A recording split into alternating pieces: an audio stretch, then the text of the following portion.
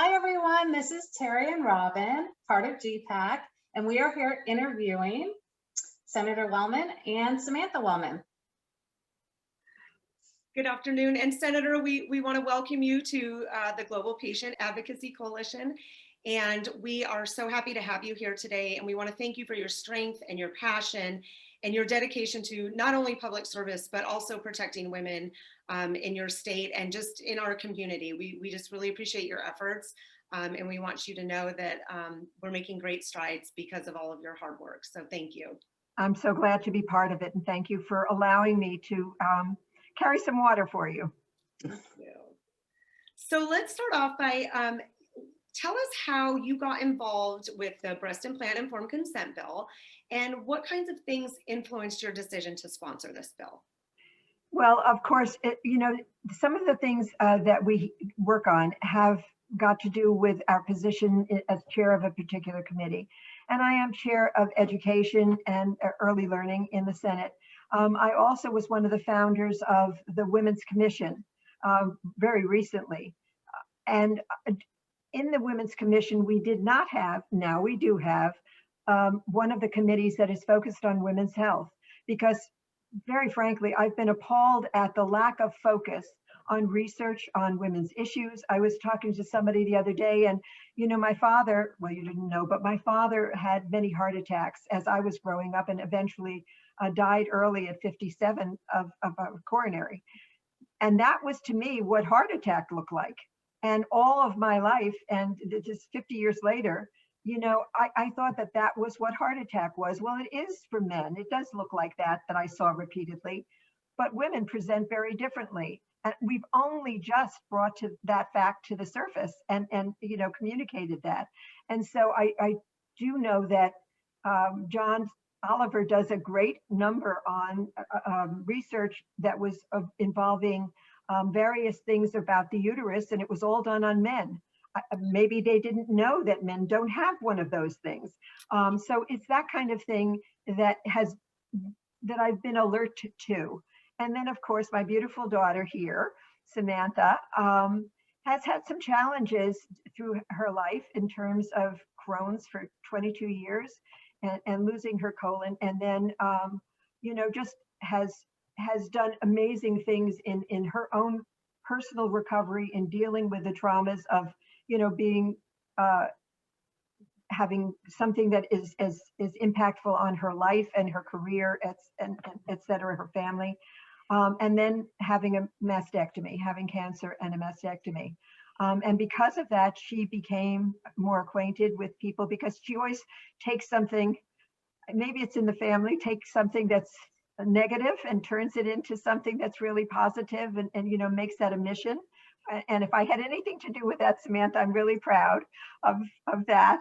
But so in this case, the situation about breast implants came to me through Samantha from some really challenging situations that she had, where as someone who had a significant autoimmune disease, was that one of the things that was mentioned to her when she was advised to have breast reconstruction and breast implants. And no, it wasn't one of those things. And so she talked to me about what you were doing, Robyn, in Arizona. And I was intrigued. I wanted to find out more. And so that was the start of my involvement in the bill, finding out more. That led to a lot of interesting things that I discovered. And we're looking forward to hearing all about that. Like, that's one of our questions is, in researching information regarding breast implant informed consent practices, what information were you able to find? Not much from the sources that I should be able to go to find out that information. And in fact, of course, when I told the chair of the committee that I was planning on doing a bill for breast implants, she was intrigued. She's been a great supporter of this bill as it made its way through the Senate. Very pleased with Senator Cleveland and thankful for her support on that. But of course, the medical institutions come up and say, no need to do that. We're on top of it. And finally, they showed me a list of things that they were recommending. And I thought, well, okay, maybe we don't need to do this. And then I went to their website from This Is the Plastic Surgeons, and I went to look for, and I mean, my career has been in tech, so it's not like I don't know how to go through a website. And I'm looking in every conceivable way that I can see if I can find this information. And very frankly, the only thing I found was that if I were a surgeon, member of the society, for $425, I could buy a pad of paper or some pads of information that I could hand out to my patients. But as somebody, shouldn't I be able to go and find information? Well, I did find things like how to choose your surgeon, how to various other things, but nothing about what I should consider. And this is a challenging time for women to go through any kind of breast surgery, whether you're doing it for cosmetic reasons or you're doing it as a result of surgeries or that you've had for cancer or some other issues. Breasts are something that our society focuses on as being part of being a woman. That's how we grow up. So this is something that really needs to be treated with a great deal of care and consideration, one would hope. And that's not what I was finding. So I researched the information, and one of the other things, again, thanks to my daughter and my experiences with her challenges, I have found that medicine has been very focused. So if you have this disease, you speak to these people, but all of those people over here don't know what's going on over here. And so I remember one time when Samantha Samantha, I hope you don't mind my sharing all this information.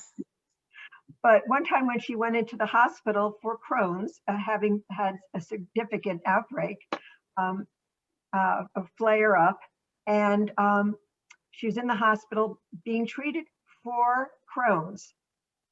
They're giving her, the dietitians are sending up meals that she can't possibly eat. This is food that has nothing to do with what she can tolerate.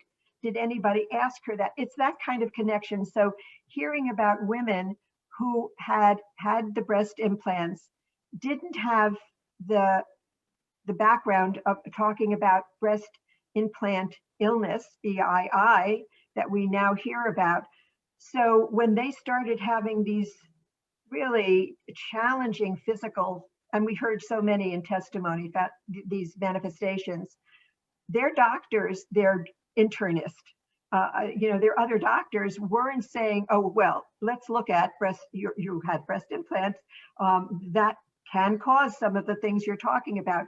They were dismissed as having, neurotic whatever or other things. And so there was really no connection. If you knew about the challenges, even if you said, I desire to go ahead, which is fine, it's your decision, at least you'd be able to say to a doctor, could this be breast implant illness? I understood that when I decided to move forward, but I think we need to look into that.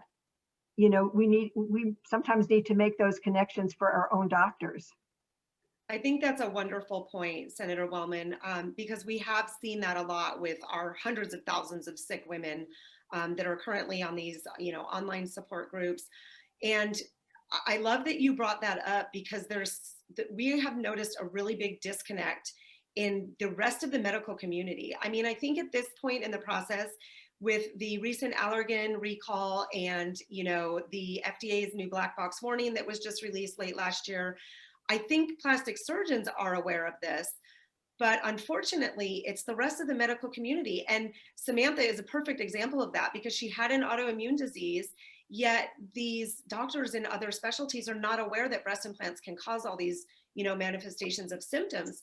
Yeah. So, I mean, I am so proud of what we've done in Arizona. I'm so proud of what we're doing in Washington, but we really do have our work cut out for us, because it is up to us to educate the rest of the medical community. And it's such a vast chore that we're going to have to do. And where do you even start with that? I mean, obviously it would help, if like the plastic surgery societies were on board and collaborated with those other professions. But unfortunately, that's really not, unless a rare occasion, like for me as a cancer patient, you do have a whole team of doctors. You have a nutritionist, a chemotherapy specialist, an oncologist, a breast surgeon, a plastic surgeon. But typically women who are getting breast implants don't have a team of doctors. So we really need to, as much as we're doing great work with legislation, we do still have a lot of work to do. And I love that you brought that up, because it's very important that we get that word out. So.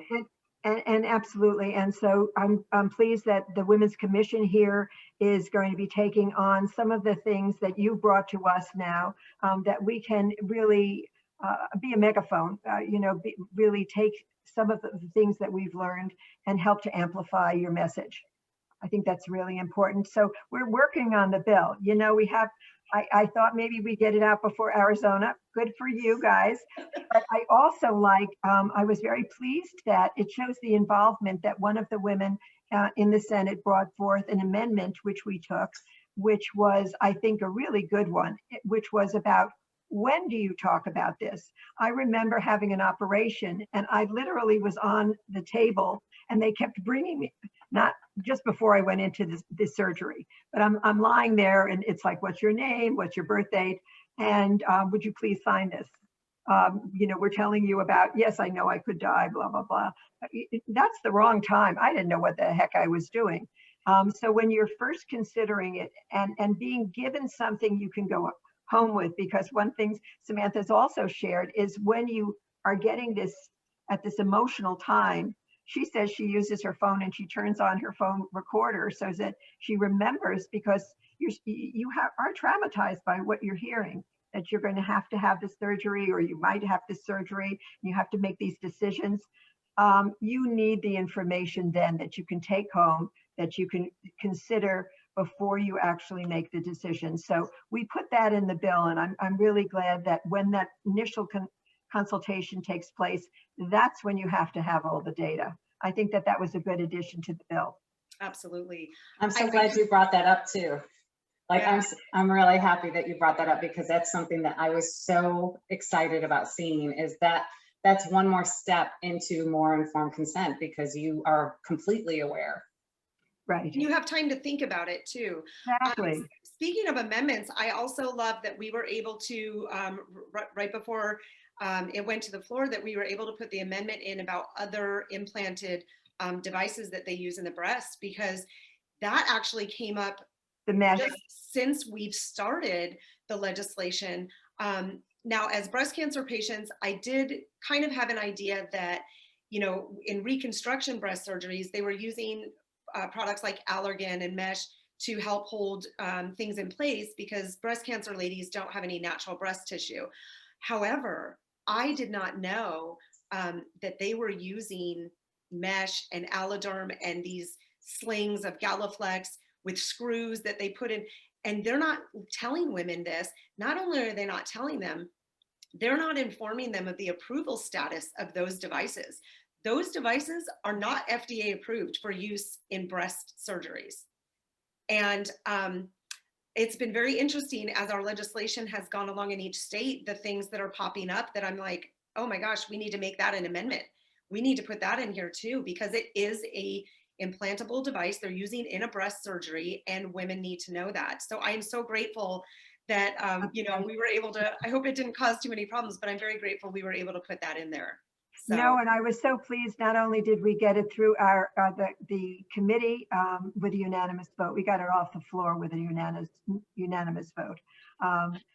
It was just one of those things that, even though the medical society gave us a little pushback, it was, come on, this needs to happen. And so I was very pleased to have that kind of support. Now it's in the House. So we're still, we're back again, starting through the process. If it gets through the House intact as it is, it goes to the governor's desk. So that is really what we want to have, but it has to go through the committee. They haven't scheduled a hearing. I just sent another follow-up letter that was much more than the formal. Usually we send a formal, dear so-and-so, thank you so much. I hope I can have consideration for this wonderful bill that does this and that. And now I said, let me tell you about my daughter. And let me tell you why, as a mom, I really need this bill to go through. So I'm hoping that that'll do the trick. I'll use whatever I need. It's an important bill.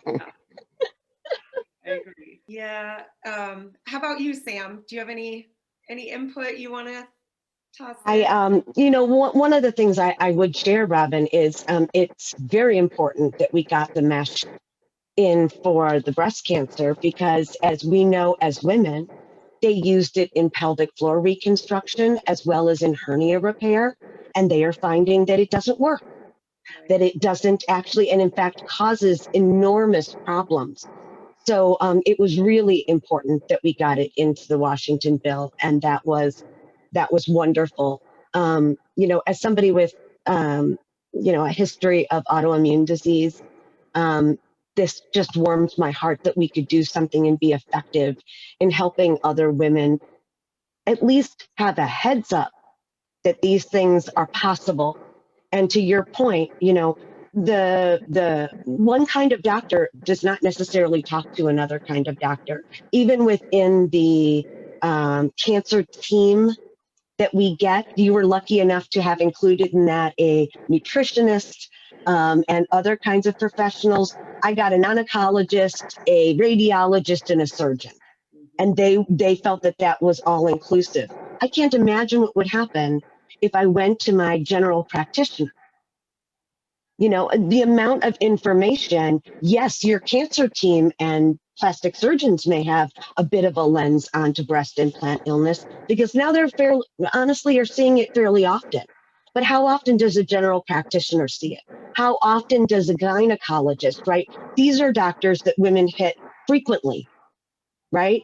And they would not have a clue about these issues. And so we, I know because I've tried, it's hard to change medicine, but we can change the awareness that women have. And it's because of things like the committees that are happening across legislative bodies across the nation, where women's caucuses are finally coming together and standing up in support of these kinds of female and women's issues, that I think we're finally making the inroads that we need. And it's because we have women who are now legislators. And I would also, I don't want to leave out the fact that we had some very nice comments from some of the males who really, you know. That was impressive. Yeah, I was pleased about that. It's not just women speaking on behalf of women. Men spoke on behalf of their sisters, their daughters, their wives. Well, as you were talking about all the doctors that we need to help create all that awareness, what's great about having informed consent is you're starting with each individual patient in front of you.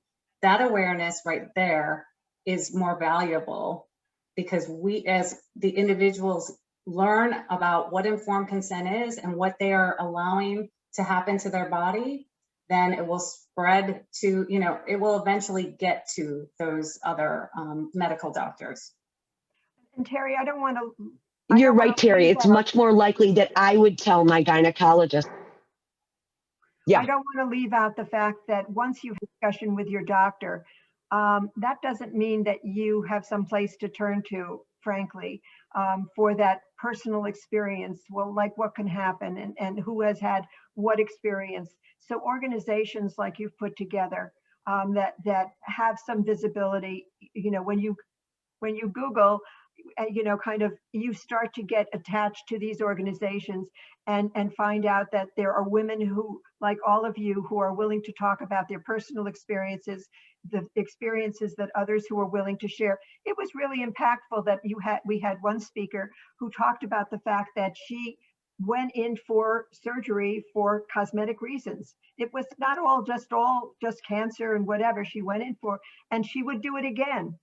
But she did not know. And the fact, you know, she wasn't unhappy the fact that she'd made that decision. It was the right decision for her at the time. But all the things that happened afterwards, she needed to be aware.